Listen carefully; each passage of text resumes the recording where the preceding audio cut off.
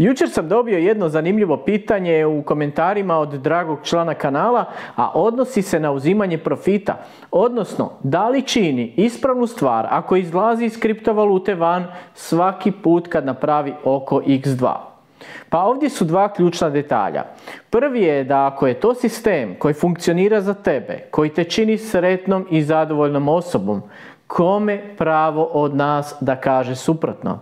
Ne zaboravite, vaš novac, vaš cilj, vaš plan, vaša pravila i vaš rizik. Na kraju priče nitko neće s vama snositi gubitke, pa onda i jedino i vi imate pravo odlučiti kada je vrijeme da uzmete dobitke. Drugi detalj je količina stresa koji vam uzrokuje sve ovo. Jer htjeli mi priznati ili ne, taj val emocija koji nas zapljuskuje na ovom vrlo volatilnom tržištu prouzrokuje i veliku količinu stresa. I što više novaca ima u igri, to su i odluke teže.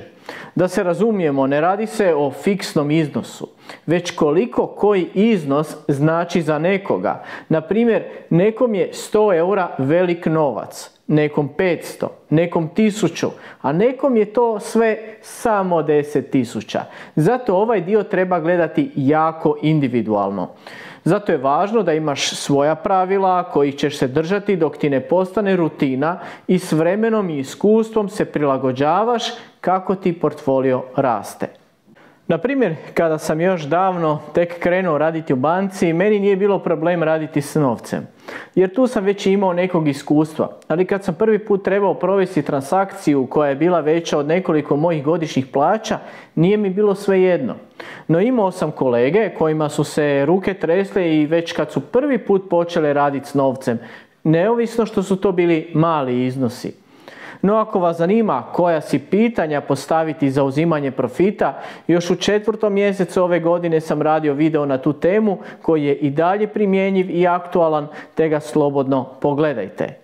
Kao što sam rekao u zadnjem kripto pregledu, u ovo praznično vrijeme i kanal ide malo laganim tempom, ali to ne znači da vam ne pripremam neke stvari u pozadini kako bi bili još bolji, aktualniji i jači i u idućoj godini.